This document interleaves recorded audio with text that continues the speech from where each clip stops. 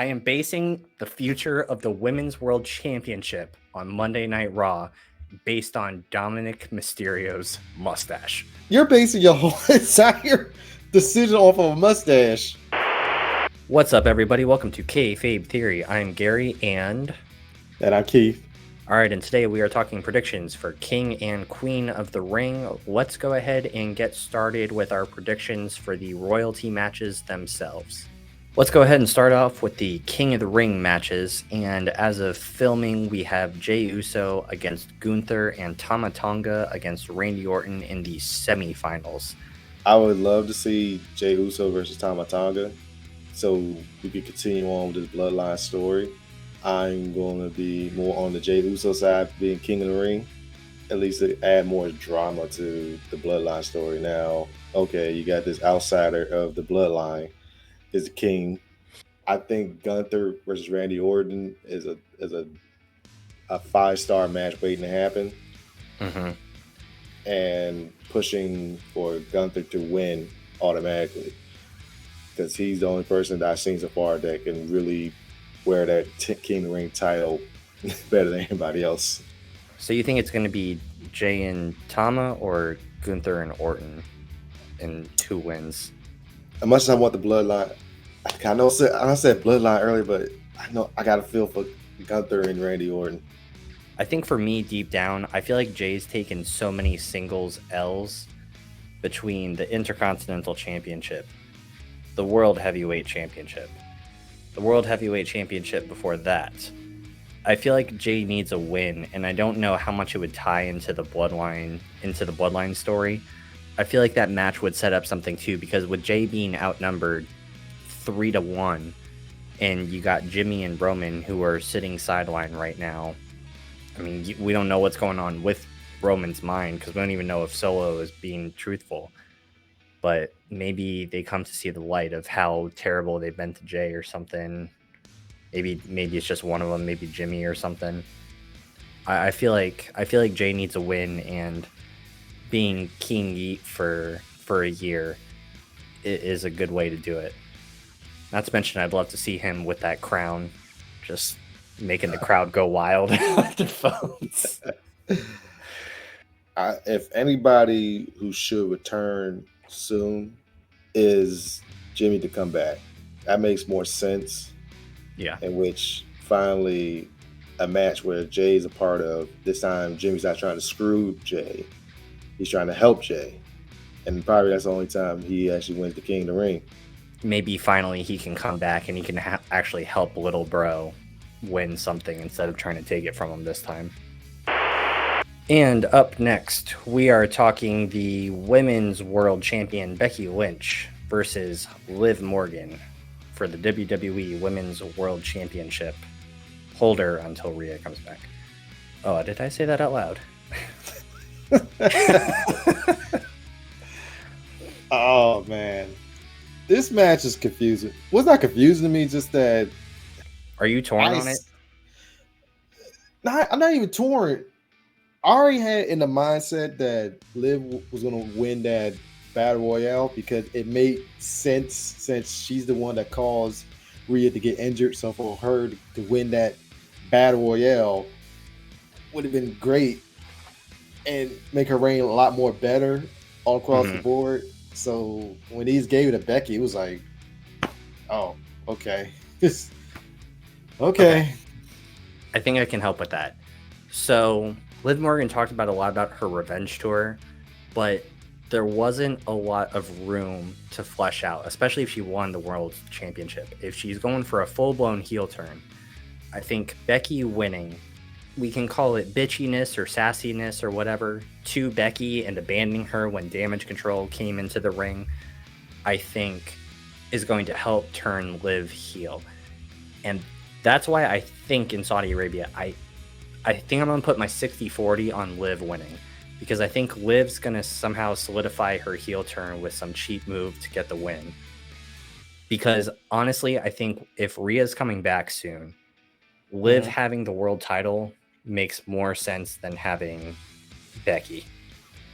Because I think Rhea and Liv can go back and forth for a good chunk of the year coming forward, especially if Rhea's still got a couple months to go. So I think Becky winning was the right star power to replace Rhea, but I think for Rhea coming back, I think Liv would make sense in Saudi Arabia. Okay. I like that.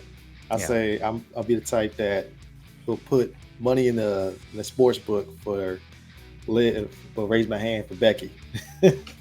Let me see if I got my dollar somewhere in my pocket. Because I got a feeling they're gonna let Becky win clean.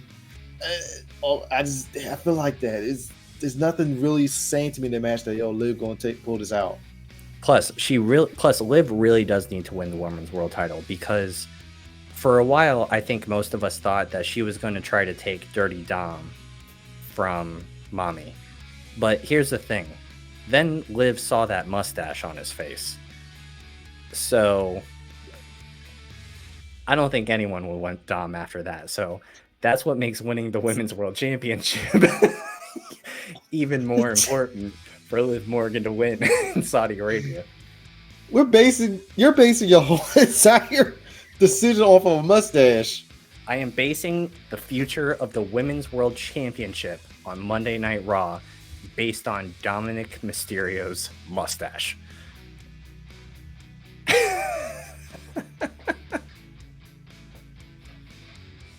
I thought he had something good to say. I listened to that, and he said a mustache. My brain stopped after that. All right, man. You got it. I got nothing to say. Just that's how we're ending this part of the video. Is just Dom's mustache is determining the women's division. I still think Becky will win clean, but you think Liv will win because of motivation of Dom's mustache?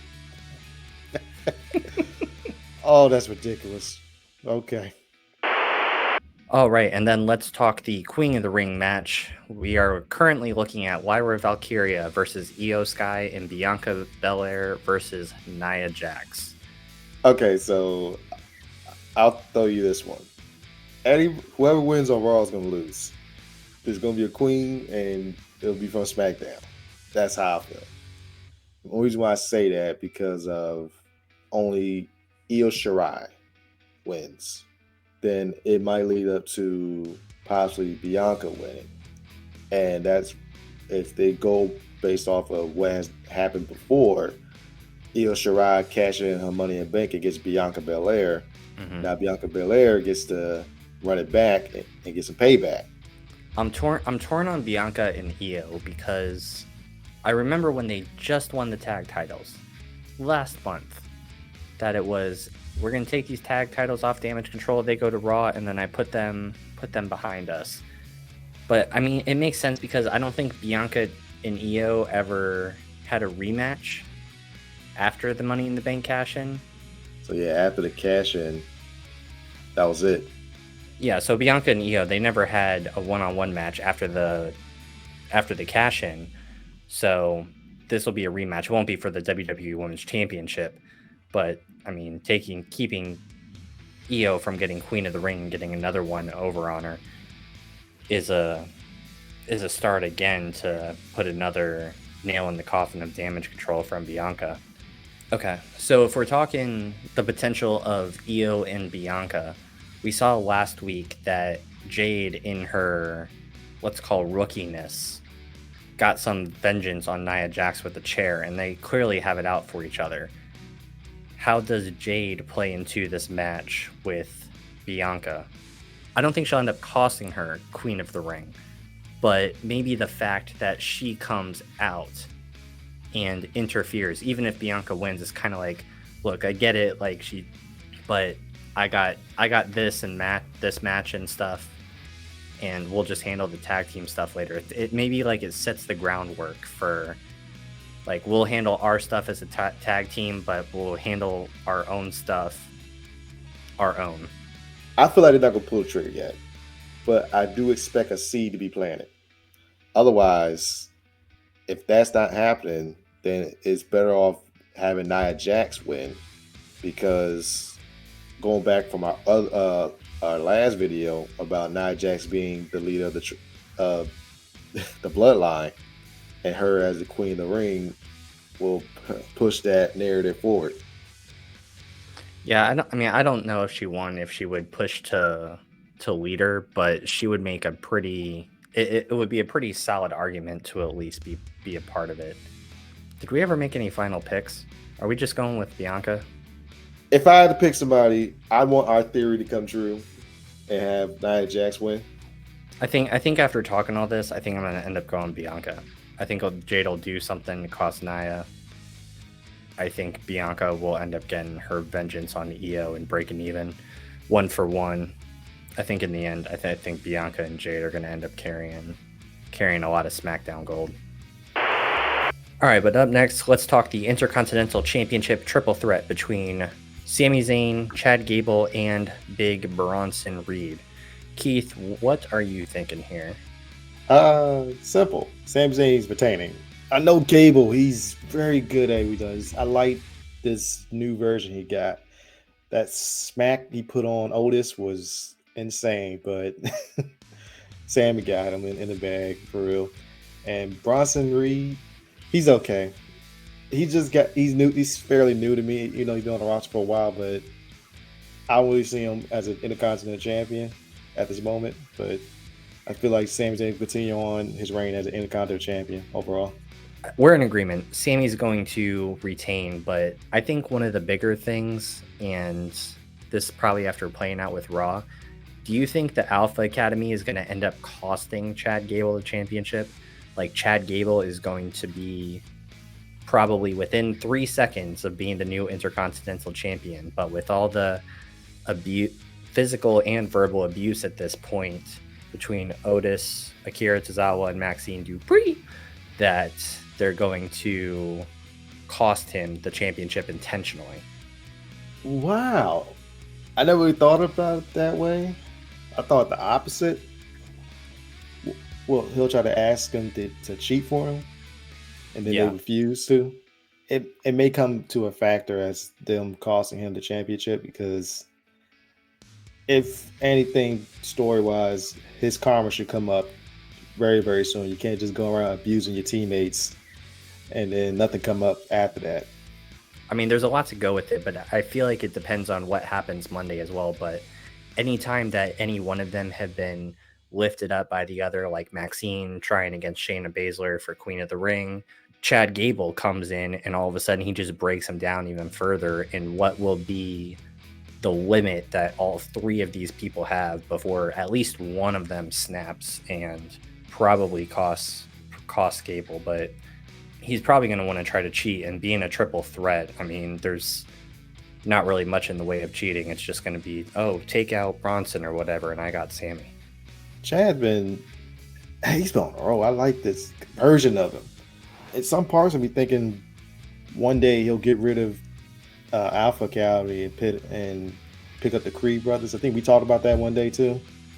Dude, I was just thinking the same thing. I'm thinking, like, I don't know if this is the right place to put in the video, but man, if he picks up those Creed brothers as elite, if Creed brothers comes out, if Ivy Nile turn on Alpha Academy, I mean, I feel bad for him, but you want to talk about generating heat and a legitimate faction from all legitimate wrestlers outside of WWE. I mean, it's not much better than that. Do you think that they will turn on the rest of Alpha Academy? Let's say Chad Gable loses, Alpha Academy doesn't do what they want. Do the Creed brothers and Ivy Nile come out and destroy the, let's call it, old Alpha Academy? I see it more happen on Raw, maybe. Yeah, like maybe the Raw after. Yeah, maybe around the Raw after. I see that's like the perfect spot to do it, but not at the pay-per-view. So in the end, Sami retains. And in the main event of King and Queen of the Ring in Saudi Arabia, we have the WWE Champion Cody Rhodes against Logan Paul. And unfortunately, we just found out that this is not title for title, so Cody cannot become a Grand Slam champion this time around. So, either Cody saves the WWE, or the WWE and the universe itself is about to explode. And if we're wrong, I might just quit doing this altogether.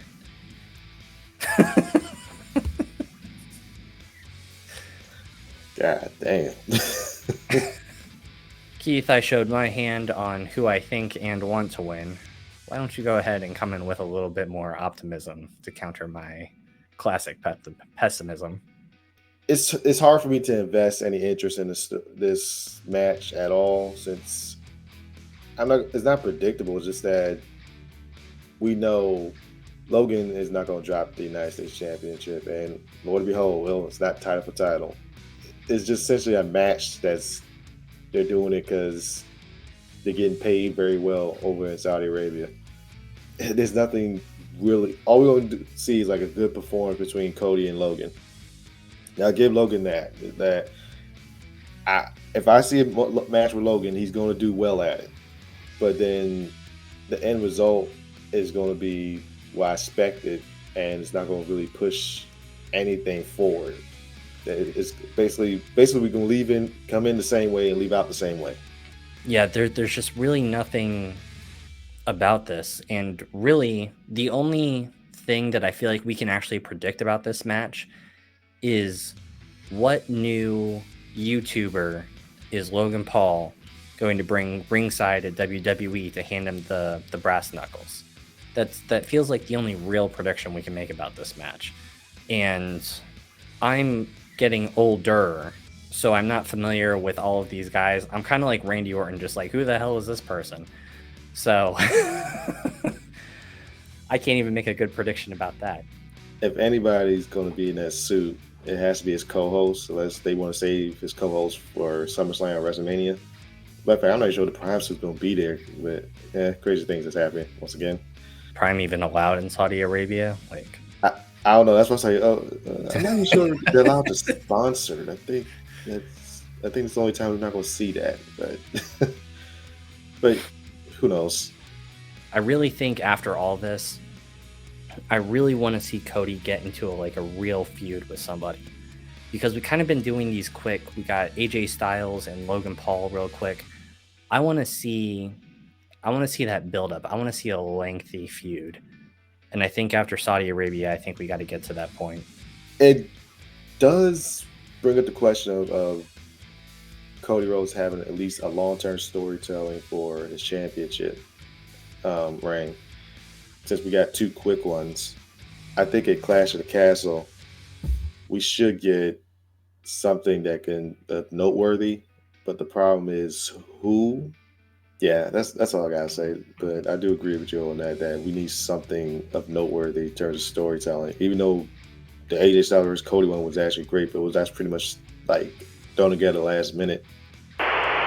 All right, so that is our predictions. Do we have any final thoughts for what might happen in Saudi Arabia? Ooh, actually, we did talk about it.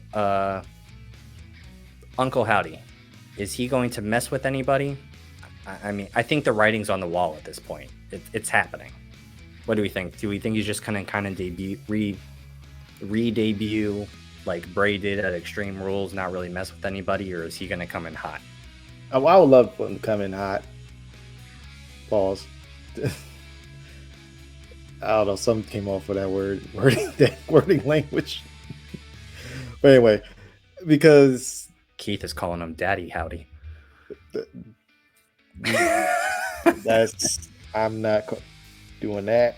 But anyway, only reason why I'm saying that because I'm trying to figure out who Cody can go against for like the next few months or so.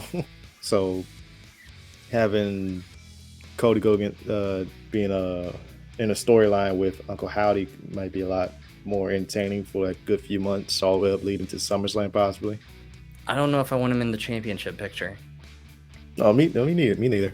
Yeah, I want him to flesh out whatever the faction is or whatever, and we don't even know. I mean, it's possible that they could most likely end up on SmackDown, so somehow they could play a factor, whether during or after the WWE Championship. But because Raw's pretty loaded with factions, but well, actually, SmackDown. Yeah, they got Santos. They got Bobby Lashley, Profits, BFAB. I think it's the Pride. They never really say their name a lot. Mm-hmm. Yeah, because Raw's got Final Testament, Judgment Day, LWO. So I think they probably would fit in on SmackDown. Oh, Bloodline's on Fridays. Jesus Christ. How the hell? I'm going to get destroyed for forgetting that one. No, you won't. No, you won't, because they got their own thing going on. They're not, yeah. Don't need to be involved. They have their own storyline separated from everybody else. It's not the Bloodline that I knew and love. I don't know. We'll just have to keep on what shenanigans Howdy's got planned for us all. Another QR code. My fingers are not fast enough for that. Oh my god, it's like a half second on screen. I have to rewind the show like 9 times to try to get it. It's always broken or just missed it. I mean, you're supposed to be sitting there watching the show. So you got to be literally having your phone in hand. Like, all right, here it comes. Damn it! Damn it! Damn it! I just wait for when someone else posts it on Reddit. I just don't even try. I'm like, this is somebody on Reddit's problem. Well, all right, everybody. This has been fun. Hope you guys had as much fun as we did. But those are our final predictions for WWE King and Queen of the Ring in Saudi Arabia. All right, well, thanks again for watching, guys. We are Kayfabe Theory. I'm Gary, and I'm Keith. All right, and we will see y'all next time.